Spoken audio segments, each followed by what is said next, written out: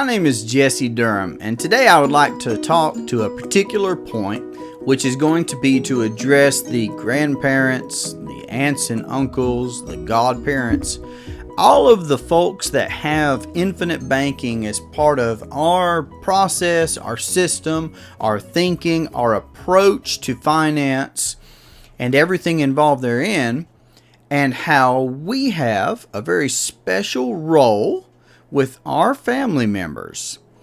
Now, there's a saying from the Bible that says that a prophet is not without honor in his own country. And for all the parents that would see this video and hear these words, you would immediately recognize that there very well may be a time that you can recollect children having heard something from you, but not really having heard. Whereas they could hear something very similar from a favorite uncle, an aunt, a grandparent that they cherish, who may spoil them in different ways, but from someone who left an impact on them, from someone who was able to get through to them because of the relationship that they have, the voice that they have. And there's a lot of value in that. So as a parent myself, and as a favorite uncle, in my opinion, and I'm always trying to nurture that relationship as the favorite uncle in my own situation. But recognizing that there are times when we can have a very meaningful interaction in the thinking of somebody that we care about differently. See, that's just a core principle in this idea of becoming your own banker, because R. Nelson Nash, the conceiver, the inventor of the infinite banking concept, he perpetually spoke about thinking, planning, acting intergenerationally. And that's why I say, sure, a prophet is not without honor in his own country, but there are other points to consider as well when considering these relationships and the opportunity that is there. Because there are also places where it's said that a good man leaves an inheritance to his children's children. Okay? The lender is slave to the the borrower is slave to the lender, Okay? So in considering all these different factors, that is the absolute core of the infinite banking concept, and everything that R. Nelson Nash described in his book, Becoming Your Own Banker, is addressing our need for finance. Well, what I realized is that when I first got a policy and started using it for my own financing needs, it didn't take long before I was ready for a second policy. We got one on myself first, we got one on my wife next, a policy for her, and that was within a span of like 6 months. But regardless of the time, there normally is a point where we're excited about what we're doing, how it's working for us, what we're learning. We normally, or what I've seen in my own experience and in others, is that we organically want to share that. And it's interesting the dynamics that could be between siblings or parents and children, and just many different relationships where there may be ears to hear, but they're not hearing, or there may be eyes to see, but they're not seeing, because it's a paradigm shift. It's a simple concept to become your own banker and to address your need for finance. It is simple, but it's an absolute paradigm shift. It's a red pill situation. If you've ever seen the Matrix movie, you know what I'm talking about there. If not, check it out. It's a red pill situation.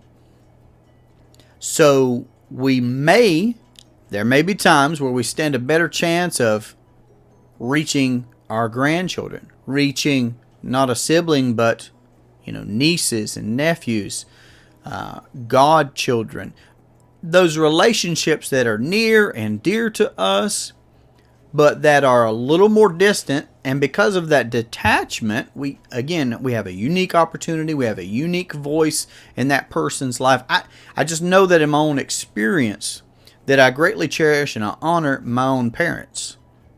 But I also recognize at the same time that my grandparents held a very particular and cherished place in my life.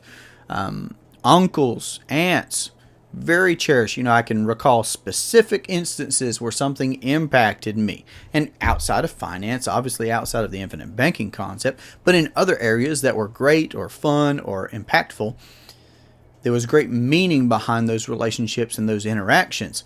But specifically in this arena of personal finance, of banking, of infinite banking, we have a great, great opportunity with these people that are dear to us.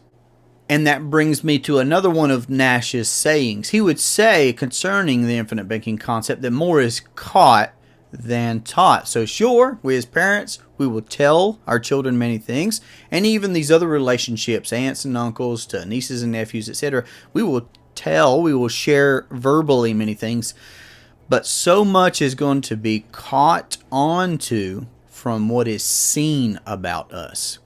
So there are I shouldn't even say many, it's in the name, the infinite banking concept. There are an infinite number of circumstances where we can show how we are becoming our own banker.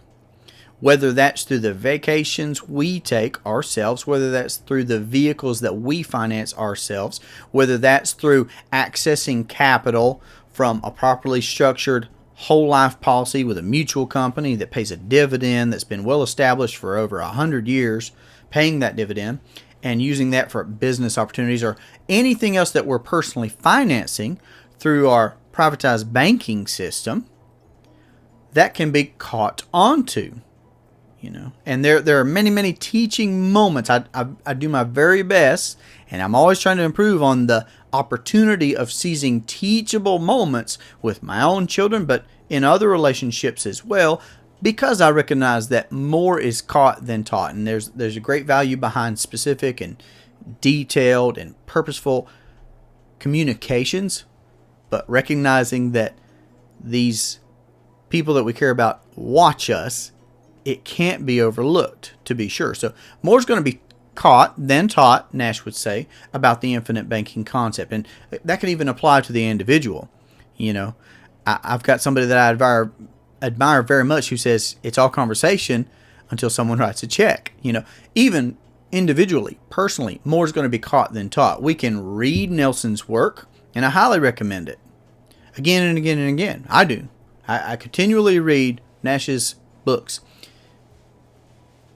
to facilitate the continuation of this paradigm shift. There are different levels of understanding in this way of thinking. And I recognize that more can be caught than taught, even in my own experience, by actually putting into play becoming my own banker in different areas. Because we've used our policies for different things along the way, whether that was vacations, paying off third-party debts, facilitating some business venture, being able to access the capital in our policies for some business venture, acquiring something. It's just many, many different things. So even for ourselves, more can be caught than taught. And our own experience can be a wealth of knowledge, obviously, for these folks that we would want to share our knowledge, but also, and we'll get to the mechanics, the very practical approach and how we can do this, actually putting into practice the infinite banking concept with these individuals. So let's take, for example, my own experience has been, I had a policy on myself first, like I mentioned before. We got a policy on my wife next. That just seemed practical and a pragmatic approach to both, yes, building up a system of policies so that we could provide for the need for finance, but we're the parents in our household, and we did want to both have coverage as well. We wanted to both be able to be assured that there would be a tax-free transfer of wealth from our generation to our children's generation. And if everything goes according to plan, God willing, just with everything that we've done, to our children's children and on down. And it's not promised. Nothing's promised. That's actually a quote from Nash's book. He quotes scripture and he says how, it's not a promise from one generation to another, a crown or riches or treasure or anything else. But that's why the thinking is so important. That's why it is so important that more be caught, perhaps even than taught. These habits, these disciplines, this thinking. As a man thinketh, so is he. This thinking that we can transfer. So, policy on myself, policy on my wife. From that point, it did begin to dawn more and more upon us how it would be beneficial, yes, to grow our system as it made sense according to time and income and other things, to grow our system to facilitate our entire financial footprint in the long run, right? Like to get our income to equal the premiums that we pay into policies that we own so that we could completely facilitate our need for finance, but also spread coverage out on children and then begin to think beyond that. Others that we would have an insurable interest in. So for the grandparents out there, for the aunts and uncles, for the godparents, it may not be the case, and it may be, that bears study, a good discussion, getting answers to questions, no doubt. It may not be the case that a grandparent would get a policy on a child. It very well may be as well. I don't know. It bears discussion and study, like I say. But it might behoove you to think of, once you're covered adequately, and again, you're the one that will determine what's adequate. We can have a discussion on that. We can accelerate, your thinking and your learning curve, of course.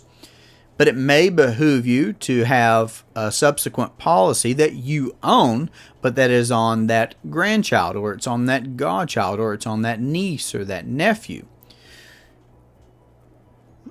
What greater gift, in thinking long range like Nash would tell us to, what greater gift can we do in this particular realm? And we'll talk about other things because it's very enjoyable for me to talk about the impact, legacy, different things that we can do there, generation to generation. I love the concept of intergenerational thinking and doing and acting. But if we could pass along the thinking, the mindset of becoming your own banker, along with an actual physical policy, a unilateral contract that we can bequeath to a family member or a loved one. That way they can actually step into owning a mature policy, and if it's been properly structured with long-range thinking in mind, it can be that the capital that is built up in that policy, the cash values that have built up in that policy, will begin to exceed the premiums paid into that policy. And of course, the earlier we start, the better in any given situation. I mean, if we all knew that a curve were going to have an upward trend to it, such as in the guaranteed growth of a properly structured whole life policy with a mutual company that also happens to have paid a dividend for well over 100 years, I mean, how soon would we want to start along that curve? Right now, 20 years ago. But right now is the next best time. And then for a loved one, that we could be passing on the beginnings of their own private banking system, wherein the cash values can be exceeding the premiums paid in to that policy. My wife and I, we've been practicing this idea since we first read the book in 2015. And we've gotten to the point now where we have been able to enjoy seeing and using, accessing, policies that have matured enough where they are providing more of a cash value than the premiums that are being paid in those policies. So it's a beautiful thing. And they both are so very crucial. I mean, you could have the right tool for the job. Follow me in this thinking. You could have the right tool for the job, but if you don't have the right thinking for the job, it's not nearly so beneficial. Likewise, you could have the right thinking to accomplish a particular task, but if you're limited in the tools that you have, I mean, I've got a friend that jokingly says a cell phone would make a terrible hammer. Without a dead battery, that's basically what it is. It's a terrible hammer. That's not the right tool for the job. Whereas the best asset that I've been made aware of is a whole life policy with a mutual company that pays a dividend. So we could be passing along both the tools and the thinking to these loved ones that we would rather not see beholden to the third-party lenders, the commercial banks.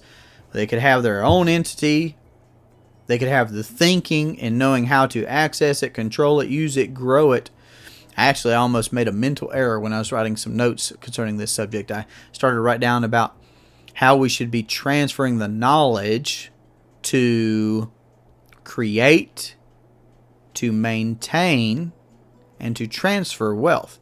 Well, see, that middle word was my own personal error, and I caught myself, and I said, no. It's create wealth, grow it. You know, if you're trying to maintain something, I mean, I get you got to maintain your yard. It needs to be mowed, perhaps, or mulched, or whatever the case may be. But you understand what I'm saying here. Maintenance would be a scarcity mindset instead of a prospering one. And I do believe that we can be the lender, not the borrower. I do believe that we can choose not to abdicate the ability to be our own banker, to provide for the banking function for ourselves in our own household or business or investing, whatever your situation looks like. I believe that we can do those things, that we can leave an inheritance to our children's children. And even in the event that, you know, we may feel like we're putting pearls before swine, and I don't mean that in a derogatory manner. What I'm saying is that this paradigm shift of becoming your own banker is something that can't be forced. Either somebody has the ears to hear and will hear, or has the eyes to see and will see, or will not. Okay? But I don't believe that folks that are probably tuning into this information are trying to put their head in the sand. We're looking, we're thinking, we're reading, we're growing, we're developing. Now, one way that I believe that this idea of becoming your own banker can be more caught than taught, is by putting into practice. I mean, when we've gotten to the point, and this is for, you know, clients that perhaps have a system of policies, multiple policies now, and you've been practicing for some years. Well, one way, because I do get asked often as well, you know, what should I do with my money? I believe that you should decide what you should do with your money. I don't mind answering questions. I don't mind sharing thoughts, and, you know, iron sharpens iron. That's great. But what I believe is that when we know what's going on, we'll know what to do. So here's just food for thought. There may come a time when you would like to expose someone deeper to the idea of what it means to become your own banker.